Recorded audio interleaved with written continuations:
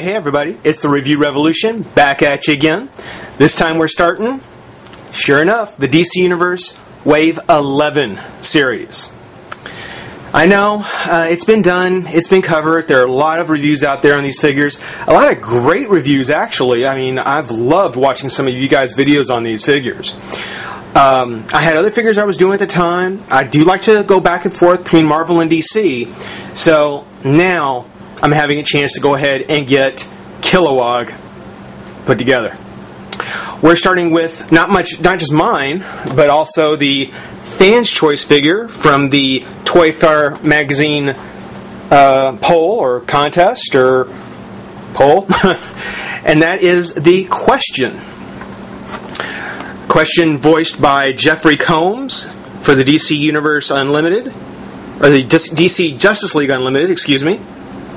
Great actor, great voiceover actor. Has also played in a lot of movies, and of course I think a lot of people probably recognize him from the Star Trek series, both Deep Space Nine and Enterprise. I remember him also from the TV show The 4400, which is a really good show. If you haven't watched it, check it out. That's a good show. But yeah, got the Question in all his blue trench coat glory. It is the old packaging. So this is last year's wave, or a wave from last year. I guess just the final send-off to the yellow and orange kind of explosion background packaging. This is also the last wave that'll actually give us figures that, at least up until now, actually tell us what piece they're coming with.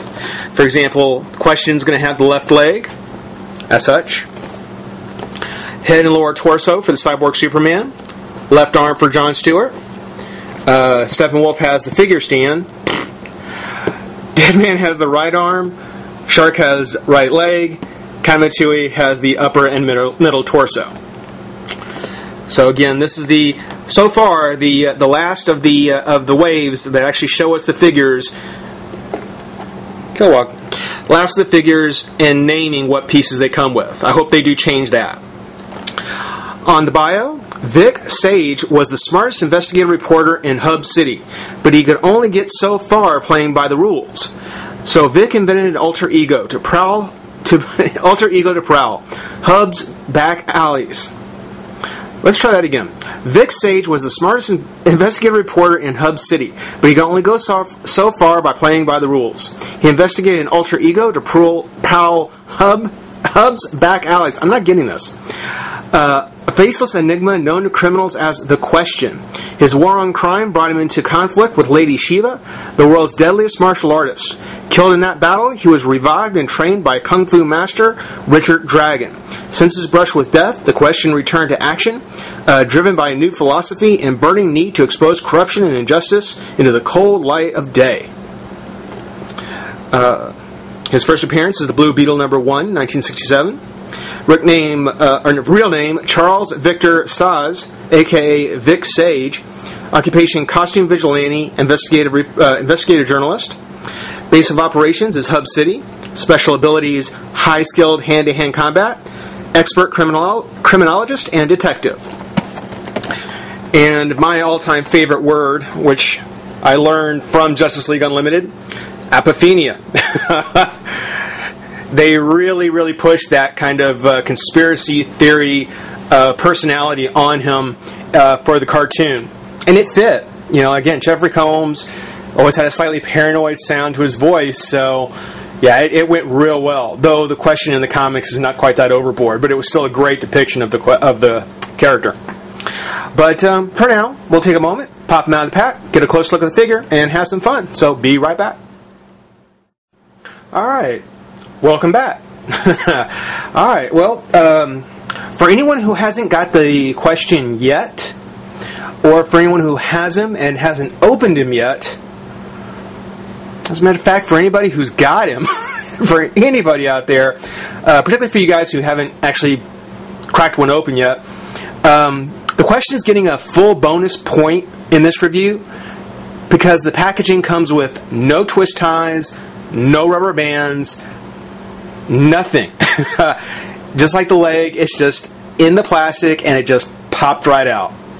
So, question gets an extra bonus point at the end of the review for that. That's very cool. Taking a look at the figure, I mean, I'm not sure what I can say that hasn't already been said. This is a fantastic character. This is a really, really great version of the question. I mean, the overall style of him is very much in the kind of 50s gangster sort of Dick Tracy feel almost, with the fedora and the trench coat, and particularly with the blank face. You know, it's one of those characters where, you know, you get the feeling like, yeah, you've really kind of gone back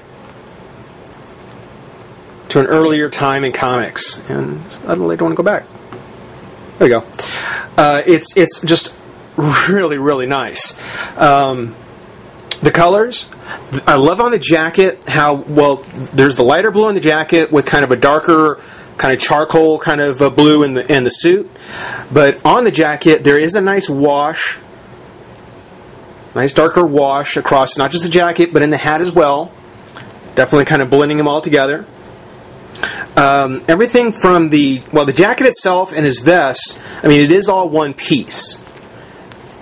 So, you know, it's not like you'd be able to get the jacket to come off. I mean, the arms, just like, you know, standard styling for the DC Universe characters, the arms are sculpted as the sleeves to the jacket. So technically, with some characters like Black Canary and like the Metropolis Kid, you know, you'd be able to take the jacket off, though, you know, the sleeves would still be as part of their arms. Not so with Question, because actually the vest to the suit is molded as part of the trench coat, which has some great detail. I mean, look at that. That is just fantastic. That is really great. As many people have pointed out, you know, the tie does come out. You know, I won't really do it. I'm afraid I'll break it. The hat doesn't come off. It is molded to his head. But it looks great. It's positioned right. I mean, I don't think I could do better if it did come off and try to put it back on myself. In the way of articulation, the head does twist. There is no up and down. I'm sure it's on a ball joint, but it just won't go up and down. It's just side to side. The arm does come out and twist. And despite the shoulder on the jacket, the arm does get quite a bit of height when it comes up. Twist of the bicep, elbow, and... oh, nothing at the wrist. Oh, there we go. Okay. There we go. I was about to say. Believe it or not, there is actually a slight crunch in the torso. But again, because the jacket and the vest are all one piece, it's not you're not going to notice it. But it is there. You can feel it if you try. The leg comes out. It does come to the side a bit. But again, the jacket itself is going to limit a lot of the posability on the figure. It comes out, put it at the knee, twist a thigh, and a hinge at the foot.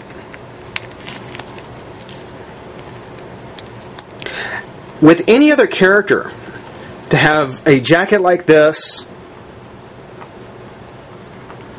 oops, come on now. Don't give me other problems. To have a jacket like this that was limiting the articulation as bad as it does, I would be very disappointed. I would be extremely disappointed. But because it's pulled off so well, and because the question looks so great, I'm going to forgive it. I'm going to let it slide, because this is just too great a version, too great a character. You know, for anybody who participated in that poll, good choice.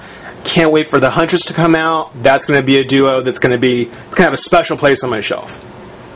Along with the question, now he doesn't come with any other accessories except for the right leg of Kilowog, which I can't quite put my finger on it, but somehow this leg seems very, very familiar to me.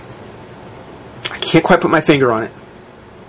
But that's taking a look at the DC Universe Wave 11 question. I'd say, hope you had fun. Thanks for watching. Rate, comment, subscribe, join the revolution, and we'll see you soon. Bye-bye.